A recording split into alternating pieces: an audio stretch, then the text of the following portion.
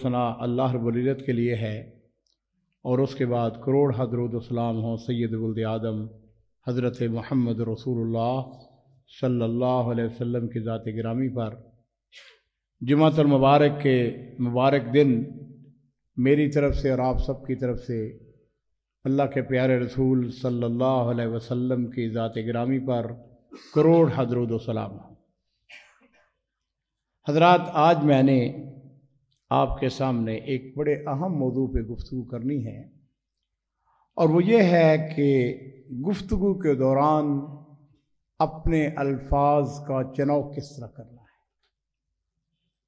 ये मौजू बड़ा अहम है कि हम अपनी ज़ुबान का इस्तेमाल कैसे करें, हम गुफ्तगू कैसे करें। मुझे याद है कि जब हम छोटे होते थे तो हमारे वालिदैन, और मुझे यकीन है आपके वालिदैन भी, और हमने ये मकूला भी बारहा सुना है कि पहले तोलो फिर बोलो। सबने सुना है। और मैं ये सोचा करता था कि ये क्या बात हुई कि पहले तोलो फिर बोलो। ये तोलना क्या हुआ भाई? बोलने से पहले किस चीज को तोला जाए? जब हम बड़े हुए, थोड़ा से शऊर समझा, तो फिर हमें बात समझने आने लगी कि वाक़यातन आदमी बाज़ औक़ात गुफ्तगू करते हुए अपनी ज़बान से ऐसे कलिमात निकाल देता है जो मुखातब के दिल के अंदर उतर जाते हैं। वो अल्फाज अच्छे भी हो सकते हैं, बुरे भी हो सकते हैं। अपनी ज़बान से निकला हुआ एक जुमला बाज़ औक़ात दुश्मन को दोस्त बना देता है, और आपकी ज़बान से निकला हुआ बाज़ औक़ात एक जुमला आपके बड़े करीबी दोस्त को आपको दुश्मन बना देता है। अल्लाह ताला ने कुरान पाक के अंदर हमारी रहनुमाई फरमाई है, वक़ूलू लिन्नासि हुस्ना, कि लोगों से अच्छी बात कहो। और मेरे माँ बाप कुर्बान हो, नबी करीम सल्लल्लाहु अलैहि वसल्लम ने इरशाद फरमाया कि मन काना युमिनु बिल्लाहि वल यौमिल आखिर फल्यकुल खैरन औ लियस्मुत, कि तुम में से जो शख्स अल्लाह के ऊपर क़यामत के दिन पर ईमान रखता है उसको चाहिए फल्यकुल खैरन, उसको चाहिए कि अच्छी बात कहे, औ लियस्मुत, या वो खामोश रहे। अब बात यह है, हम अपनी ज़बान से निकलते हुए अपने अल्फाज का चुनाव किस तरह करें। मेरे अजीज़ों, ये मसला बड़ा अहम है।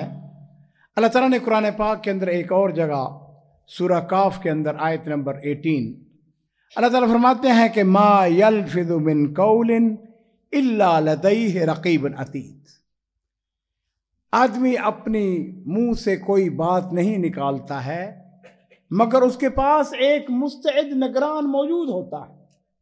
किरामन कातिबीन, हमारे कंधों के ऊपर बैठे हुए फरिश्ते एक एक बात को नोट कर रहे हैं, लिख रहे हैं।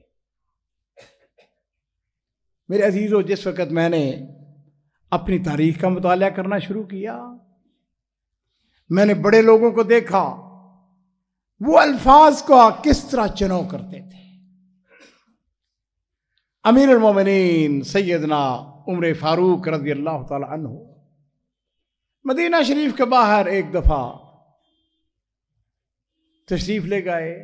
उनका मामूल था, रात को गश्त करते थे, अपने गुलाम को साथ लेते, लोगों के अहवाल मालूम करते। देखा एक जगह आग जल रही है। मालूम हो गया कि कोई काफिला आया है रात के वक्त। उस काफिले ने अपना वहां पे पड़ाव डाला है, वहां खैमा लगाया हुआ है, आग जलाई हुई है। अब हजरत उमर फारूक रज़ी अल्लाह ताला उनकी फरासत को देखिए, उनके अल्फाज के चुनाव को देखिए। अरबी ज़बान के अंदर आग को क्या कहते हैं? नार। कहना तो ये चाहिए था या अहलुन नार, लेकिन ये जुल्मना जो है, ये लफ्ज़ जो है, ये दुरुस्त नहीं है। या अहलुन नार कहना जो जहलमियों को कहा जाता है। हजरत उमर फारूक रज़ी अल्लाह ताला अन्हु क्या कह रहे हैं? फरमाया या अहल ज़ू, रोशनी वालों। अगर कहते या अहलुन्नार, वो भी ठीक था, गलत बात नहीं थी, लेकिन क्या फरमा रहे हैं, या अहलुज्जू, और रोशनी वालों कहां से आए हो, किधर जाना है, यहां पे क्यों ठहरे हुए।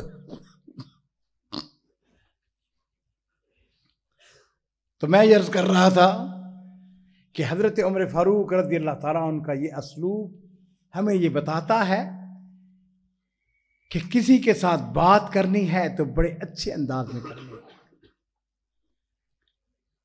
तारीख के अंदर एक बहुत बड़े मौर्रख हुए हैं, उनका नाम है याकूत अल-हमवी। वो एक आलम दीन इब्न जिन्नी, वो काने थे। अब हमारे यहां क्या होता है, ओ कानिया, ओ पेंगिया, यानी अजीब व गरीब किस्म के अल्फाज जो जेब नहीं देते हैं, अब अपनी जुबान से निकालते हैं और हर रोज का हमारा मामूल है। अब जरा अंदाजा कीजिए, वो एक काने शख्स के बारे में, आलम दीन के बारे में लिखते हुए क्या अल्फाज इस्तेमाल करते हैं। लिखते हैं, काना मुम्तिअन बिअहद आइनई, ये वो शख्सियत है जो एक आंख से फायदा उठाते थे। अल्फाज के ऊपर गौर कीजिए, ये वो शख्सियत है जो एक आंख से फायदा उठाते थे। माना मफहूम वही है जो हम अपनी जबान के अंदर, अब माजरत के साथ किसी को काना कह दिया जाए, किसी को बहंगा कह दिया जाए, उसके दिल पे गुजरती है, उससे जाके पूछे। लेकिन फरमाते हैं, काना मुम्तिअन बिअहद आइनई। हम थोड़ा सा आगे बढ़ते हैं और एक और शख्सियत के बारे में, मजनून, पागल था, उसके बारे में क्या लिखते हैं। और मैं फिर उस लफ्ज की तरफ जाऊंगा दोबारा कि पहले तोलो फिर बोलो। एक मजनून, एक पागल के बारे में कहते हैं कि लम यजर अलैहि कलम तकलीफ, कहते हैं कि वो अहकाम शरीयत का पाबंद नहीं था।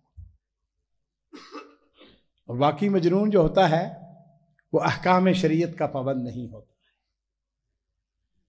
हम थोड़ा सा आगे बढ़ते हैं।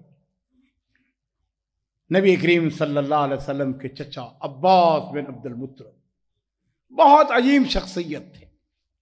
और साथियों, मैं आपको मशवरा दूंगा, बड़े लोगों की बातें पढ़ा करो, सुना करो, लिखा करो। अब्बास बिन अब्दुल मुत्तलिब नबी करीम सल्लल्लाहु अलैहि वसल्लम के चचा, और नबी अलैहिस्सलाम अपने चचा के साथ शदीद मोहब्बत करते थे। आपने एक दफा फरमाया था कि ये मेरा चचा सन व अबी, मेरे वालिद की तरह है, मैं इस तरह उसका एहतराम करता हूं जिस तरह अपने बाप का एहतराम किया जाता है। हजरत अब्बास नबी अलैहिस्सलाम से उम्र में 2-3 साल बड़े थे। देखा जाए तो कोई ज्यादा अरसा तो नहीं बनता। किसी ने एक दिन हजरत अब्बास से पूछा, आप ये बताएं कि नबी करीम सल्लल्लाहु अलैहि वसल्लम बड़े हैं या आप बड़े हैं? अब इम्तिहान है कि नहीं? और मेरे माँ बाप कुर्बान हो, नबी करीम सल्लल्लाहु अलैहि वसल्लम की अस्मत, उनकी इज्जत, उनका वकार, हजरत अब्बास के दिल में क्या है? कहने लगे, हो वह अकबर मिन्नी वो आना वोलिद तो कबलहू, कहने लगे कि वो मुझसे बड़े हैं लेकिन मैं उनसे पहले पैदा हुआ था। मेरे अजीजों, मैंने बात शुरू की थी, वकूलू लिन्नास हुस्ना, लोगों से अच्छे अंदाज में बात करो। और यकीन जानो, मैंने अपनी जिंदगी के अंदर आजमाया है।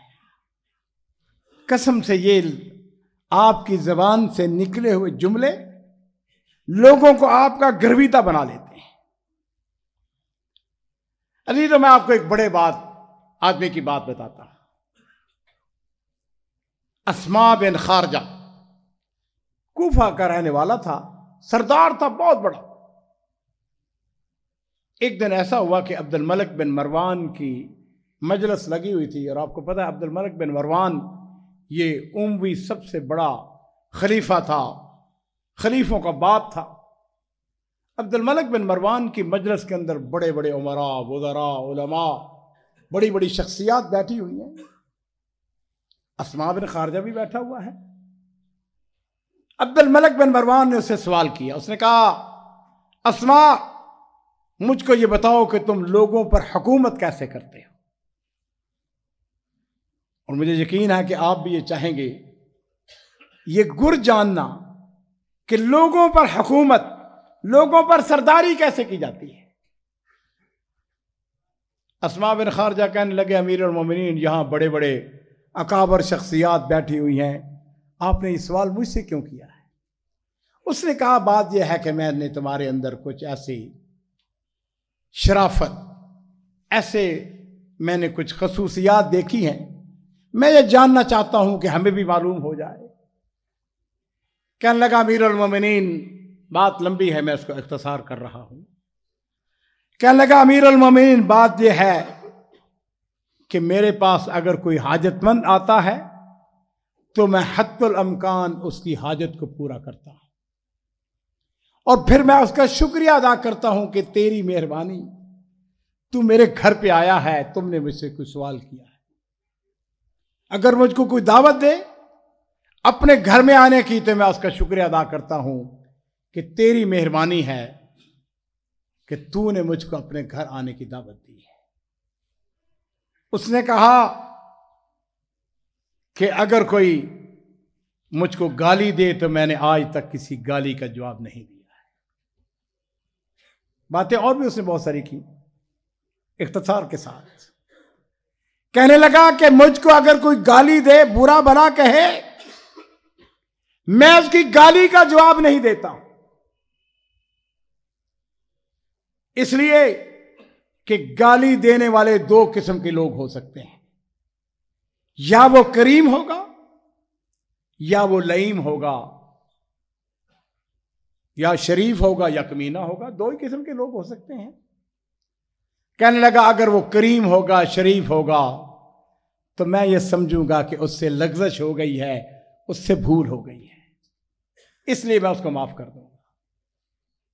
और अगर मुझको कोई कमीना गाली दे तो मैं उसकी गाली का जवाब इसलिए नहीं देता हूं कि अगर मैंने उसको उसकी गाली का जवाब दे दिया तो फिर मैं और वो बराबर हो गए, फिर हमारा फर्क क्या रह गया। उसने जब ये बात सुनी, उसने कहा, हक्कल लका अन तकून सय्यदन शरीफ। उसने कहा, जिसके अंदर ये खसलतें, ये खूबियां पाई जाती हैं, उसका ये हक बनता है कि वो अपनी कौम के ऊपर सरदारी करे। मेरे अजीजों, अपनी जबान का इस्तेमाल बड़े अच्छे अंदाज में करें। अपने घर में जाएं, अपने घर वालों के साथ, और मेरे माँ बाप कुर्बान हो, नबी करीम सल्लल्लाहु अलैहि वसल्लम ने इरशाद फरमाया था, खैरुकुम खैरुकुम लिअहली, तो में सबसे बेहतरीन कौन है? फरमाया, जो अपने घर वालों के लिए बेहतरीन है। और आपने फरमाया कि आना खैरुल लिअहली, मैं अपने घर वालों के लिए सबसे बेहतरीन हूं। अगर कभी बीवी आपका अच्छा खाना पकाए, बेटी अच्छा खाना पकाए, आपकी बहू अच्छा खाना पकाए, उसकी तारीफ करें, उसका शुक्रिया अदा करें, बेटी आज खाना बड़ा अच्छा पका है। अगर जेब इजाजत देती हो, मुझे ये कहने में, बताने में कोई हर्ज नहीं है, मेरी बहू ने कितनी मरतबा मुझसे इनाम लिया है, जरा सा अच्छा खाना, बड़ा अच्छा खाना पका है, बड़ा मजा आया है। अब अंदाजा कीजिए आपके अल्फाज जो उसकी तहसीन में निकले हैं, उसके दिल पर क्या असर डाल रहे हैं। घर का माहौल बदल नहीं जाएगा। अपने बच्चों के साथ, अपनी बीवी के साथ अपने अल्फाज का इस्तेमाल करते हुए गौर कीजिए, फिक्र कीजिए, मैं क्या निकाल रहा। सिला बिन अशेम ये ताबी आबद थे, बहुत बड़े, हजरत अब्दुल्ला बिन अब्बास के शागिर्द खास थे। एक दफा अपने साथियों के साथ जा रहे थे, एक नौजवान को देखा, उसकी चादर उसके टखनों से नीचे थी। उनके साथ जो लोग थे उन्होंने कहा इसको रोकते हैं, इसको तबलीग करते हैं, इसको कहते हैं कि तूने बड़ा गलत काम किया है, अपनी चादर को उठाओ। कहने लगे नहीं नहीं, रुक जाओ, मैं बात करता हूं, मैं तुम्हें बताता हूं इससे बात कैसे करनी है। जब वो नौजवान करीब आया तो कहने लगे यब्न अखी इन्ना ली अलैका हाजा। कहने लगे भतीजे, मेरा मुझसे तुमसे एक जरूरी काम है। उसने कहा चचा बताएं क्या काम है, अंदाजा कीजिए अल्फाज का इस्तेमाल। भतीजे एक मेरा काम करोगे? उसने कहा चचा बताएं वमा हाजतक। कहने लगे काला अहिब्बु अन तरफा इज़ारक। कहने लगे मेरी ख्वाहिश, मेरी तमन्ना है कि आप अपनी चादर को ऊपर उठा लें। उसने क्या कहा? उसने कहा चचा जान सर माथे पे, जैसे आपका हुक्म। और मुझे यहां पे याद आ रहा है मौलाना दाऊद गजनवी रहमतुल्लाह अलैह, उनकी मस्जिद शीशमहल रोड के ऊपर, उस मस्जिद के अंदर एक सेठ साहब आया करते थे। उनकी चादर हमेशा टखरों के नीचे रहती थी। तो एक दिन उनसे कहने लगे सेठ साहब मेरा जी चाहता है कि आपकी जो चादर टखनों के नीचे है उसको मैं अपने सर की टोपी बना लूं। बात समझ आ गई? वो रो पड़ा। इतनी बड़ी शख्सियत और इतनी बड़ी बात कह दी। मेरे अजीजों, हमारे यहां आम सी बात बनी हुई है, आदमी मिलता है, अच्छा तू अभी तक जिंदा है? आपने देखा होगा, यार तू बड़ा मोटा हो गया है, यार तू बड़ा पतला हो गया है, यार तू अभी तक जिंदा है। यानी मैंने अपने माशरे के अंदर ये बातें सुनी है, अपने कानों से सुनी है। मेरे अजीजों, मेरी दिली तमन्ना है हम अपने असलूब को बदलें। अखलाकियात व इन्नका लअला खुलुक़िन अज़ीम। मेरे माँ बाप कुर्बान हो, नबी करीम सल्लल्लाहु अलैहि वसल्लम ने गुफ्तगू करते हुए कभी किसी को पिन पॉइंट नहीं किया, कभी किसी का नाम लेके बात नहीं की। आपने तो उस शख्स को जिसने मस्जिद नबवी के अंदर पेशाब करना शुरू कर दिया था, सहाबा किराम ने उसको डांटना चाहा, आपने फरमाया रुक जाओ, उसको पेशाब करने दो। जब उसने पेशाब कर लिया, आपने फरमाया कि पानी के 2 डोल लाओ, इसके ऊपर बहा दो, मट्टी है पाक हो जाएगी। और फिर उसको समझाया ये मस्जिदें जो हैं ये इस काम के लिए नहीं होती। मेरे अजीजों, काश अगर हमारे अंदर ऐसा हो जाए। तो मैं एक बड़ा खूबसूरत वाक़या पढ़ रहा था। अब्दुल्ला बिन सफवान बिन उमैया अल-कुरैशी, बड़े लोगों की बातें फिर मैं अर्ज करना चाहूंगा, बड़ी होती हैं। आप सब ने हजरत बिलाल रज़ियल्लाहु अन्हु का नाम तो सुना है। उनका जो आका था उमैया बिन खलफ, मक्का का बड़ा ताजर, बदर के मैदान के अंदर कत्ल होता है। उसका बेटा सफवान इस्लाम का सबसे बड़ा दुश्मन, और नबी करीम सल्लल्लाहु अलैहि वसल्लम के आला अखलाक की बदौलत फतह मक्का के बाद इस्लाम कबूल कर लेता है। उसका बेटा अब्दुल्ला बड़ा घराना था। ये एक और कुरैशी हारिस बिन अब्दुल्ला बिन रबिया, आपस में बड़े गहरे दोस्त थे। अब्दुल्ला बिन सफवान ताबी है और ये हारिस बिन अब्दुल्ला ये भी ताबी है। आपस में बड़ी गहरी दोस्ती, खाना पीना इकट्ठा। अब्दुल्ला के घर से हर रोज दूध का बड़ा बर्तन जाया करता था उनके घर में। किस तरह बड़े लोगों की बात होती है। आपके यहाँ अगर दूध है, अपने दोस्तों के यहाँ दूध हर रोज जाया करता था। दूध किरबा अरबी ज़बान के अंदर, जिसको आप मुझे अल्फाज नहीं आते हैं, जो बड़ा बर्तन होता है उसको उठा के जो कंधे पे रख के लेके जाते हैं, वल्टोया जिसको कहते हैं। बहरहाल बड़ा बर्तन, उसके अंदर दूध हर रोज जाया करता था। शैतान ने आपस में झगड़ा डाल दिया, मुखालफत हो गई, बोलचाल बंद हो गई।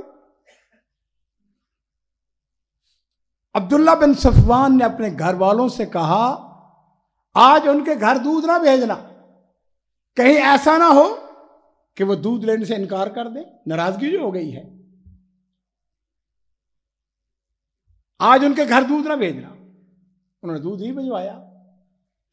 अब हारिस जो है वो अपने घर वालों से पूछते हैं कि ये बताओ, अब्दुल्ला के घर से दूध आया है? उनका आज तो दूध नहीं आया है। अच्छा, शाम हुई, इन दोनों की आपस में हरम के करीब मुलाकात हो जाती है। बड़ी खूबसूरत बात हारिस ने कही, कहने लगे, ला तजमा अलैना बैन अल हिज्र व बैन कता लबन। कहने लगे, इत्तफाकन मुलाकात होगी। कहने लगे, यार बात सुन, तूने बोलचाल भी छोड़ दी है, दूध देना भी बंद कर दिया है। ला तजमा बैन अल हिज्र, इन दोनों चीजों को तो जमा ना करो। बोलचाल भी बंद कर दी, दूध देना भी बंद कर दिया। और फिर तारीख हमको बताती है, अब्दुल्ला बिन सफवान मक्के का बड़ा अमीर आदमी, ताजर आदमी, कहते हैं मेरे भाई ने बड़ी बात कह दी है। अल्लाह की कसम, वो दूध का बर्तन जो है वो अपने कंधे पर रखकर मंतका जुहमी से लेकर जिया तक मैं खुद जाऊंगा। उसके खुद दोने खादम पहले लेके जाता था ना, खादम नहीं जाएगा, आज मैं खुद लेके जाऊंगा। मेरे अजीजों, बड़े लोगों की बड़ी बातें हैं। वक़ूलू लिन्नासे हुस्ना। मेरे माँ बाप कुर्बान हो, नबी करीम सल्लल्लाहु अलैहि वसल्लम ने तरीका हमको सिखाया है। मुआज़ बिन जबल रज़ी अल्लाह ताला अन्हु, आपके खूबसूरत तरीन सहाबा, जवान गबरू, अपनी कौम का ज़ाइम, बनु सलमा का ज़ाइम। तो नबी करीम सल्लल्लाहु अलैहि वसल्लम उसको तरीका सिखा रहे हैं, एक बात समझानी चाहते हैं। और आपने क्या फरमाया? मुआज़ बिन जबल का हाथ पकड़ा और आप फरमा रहे हैं, या मुआज़ वल्लाहि इन्नी ला उहिब्बुका। अंदाज़ा कीजिए, मुआज़ मैं तुमसे मोहब्बत करता हूं। हाथ में हाथ पकड़ा हुआ है, पंजाबी कहते हैं झूंडी पाना। और आप फरमा रहे हैं, मुआज़ अल्लाह की कसम मैं तुमसे मोहब्बत करता हूं। और फिर फरमाया, इन्नी ऊसी का या मुआज़ ला तदअन्न फी दुबर कुल्ल सलात तकूल अल्लाहुम्मा ऐन्नी अला ज़िक्रिका व शुक्रिका व हुस्न इबादतिका। असलूब देखिए, गुफ्तगू करने का, समझाने का, अपने साथी को असलूब तालीम देखिए कि नबी अलैहिस्सलातु वस्सलाम पहले उसको कह रहे हैं कि मुआज़ अल्लाह की कसम मैं तुमसे मोहब्बत करता हूँ। और फिर फरमाया कि मैं तुम्हें वसीयत करता हूँ कि हर नमाज के बाद ये कहना न भूलना कि अल्लाहुम्मा आइन्नी अला ज़िक्रिका, ऐ अल्लाह तू मेरी मदद फरमा कि मैं तेरा जिक्र, मैं तेरा शुक्र और मैं तेरे अच्छे तरीके से तेरी इबादत करूँ। मेरे अजीजों, एक और बड़े बात आदमी की बात करके बात को ख़त्म करते हैं। आनफ बिन कैस, बनु तमीम का बड़ा सरदार, हिल्म के अंदर इतना बड़ा आदमी, उस जैसी मिसालें दी जाती हैं। कहा जाता है कि आनफ बिन कैस का कुंबा कबीला 40 साल तक इसलिए मशहूर रहा कि आनफ बिन कैस इंतहाई हलीम आदमी था। और ये मत समझे कि यह कोई मामूली आदमी। बनी तमीम, जिसके बारे में अमीर माविया ने कहा था, अगर आनफ बिन कैस नाराज हो जाए 1 लाख तलवार म्यान से बाहर आ जाती है, ये पूछे बगैर कि हमारा सरदार नाराज क्यों हुआ है। इतना बड़ा आदमी था। उसको एक आदमी ने कहा, कहने लगा, वल्लाहि इन कुल तली कलमतन कुल तलक अशरा। आहनफ बिन कैस से किसी आदमी ने कहा, उसने कहा, इस बात सुन, तू बड़ा आदमी बना फिरता है, अगर तुमने मुझको एक गाली दी, एक बार कलमा कहा, मैं तुमको 10 गालियां दूंगा। और बड़े आदमी ने जवाब क्या दिया, वो सुनने वाला है। उसने कहा, वल्लाहि इन कुल तली अशरा कलिमात, अल्लाह की कसम अगर तुमने मुझको 10 गालियां दी, ला अरुद्दु अलैका वला बिकलमा वाहिदा, मैं अल्लाह की कसम तुमको एक गाली भी नहीं दूंगा। जाओ को मिसाल लाके बताओ तो सही। वकूलू लिन्नासे हुस्ना। अल्लाह ताला से मैं ये दुआ करता हूँ कि अल्लाह रब्बुल इज़्ज़त मुझे और आप सबको अपनी ज़बान का सही इस्तेमाल करने की तौफीक अता फरमाए। और मैं आपसे उम्मीद करता हूँ आज के बाद अपनी ज़बान से गुफ्तगू करते वक़्त वो जो जिनको आदत है, इसको आदियाँ बाज़ का बड़ी सिफ्त से बयान करते हैं, इसको जो आदत पड़ी बड़ी गंदी गालियाँ करने निकालने की। मेरे अजीज़ों, अल्लाह ताला ने जो कुरान पाक के अंदर इरशाद फरमाया कि मा यल्फिज़ मिन कौलिन इल्ला लदैहि रक़ीबुन अतीद, ये फरिश्ते बैठे हुए हैं, ये लिख रहे हैं। ये आपकी ज़बान से गालियां निकल रही हैं, ये मत समझे, ये नोट नहीं हो रही है, ये लिखी जा रही है। असलूब को बदलें, अंदाज को बदलें, घर वालों के साथ, बीवी बच्चों के साथ, अपने वालिदैन के साथ, अपने दोस्तों के साथ गुफ्तगू करते हुए अच्छे अल्फाज का चुनाव कीजिए। अब देखिएगा, फ़इज़ल्लज़ी बैनक व बैनहु अदावतुन, फिर ऐसा होता है कि जिसके साथ दुश्मनी है वो दुश्मन आपका दोस्त बन जाता है। ऐ मौला करीम अपने फज़ल व करम से तमाम हाज़रीन मजलिस के गुनाहों को माफ़ फरमा। अल्लाह हमें सिरात मुस्तकीम पर चलने की तौफ़ीक अता फरमा। अल्लाह जितने बीमार हैं सब बीमारों को शफ़ा अता फरमा। जो फ़ौत शुदगान हैं ऐ अल्लाह उनकी मग़फ़िरत फरमा। अल्लाह हमारे वालिदैन जो फ़ौत हो चुके हैं ऐ अल्लाह उनकी कब्रों को रोशन फरमा। ऐ अल्लाह उनके दर्जात बुलंद फरमा। ऐ अल्लाह उनको जन्नतुल फ़िरदौस में आला मुकाम अता फरमा। हमारे मुल्क पाकिस्तान की हिफाजत फरमा। इसके जो दुश्मन हैं उनको नेस्त व नाबूद फरमा। पाकिस्तान को मजबूत फरमा। ऐ मौला करीम तो अपनी रहमत से, अपने फज़ल व करम से हम सब की नेक तमन्नाएँ, नेक ख्वाहिशात को पूरा फरमा। रब्बना तक़ब्बल मिन्ना इन्नका अंतस समीउल अलीम व आखिर दावाना अनिल हम्दुलिल्लाहि रब्बिल आलमीन।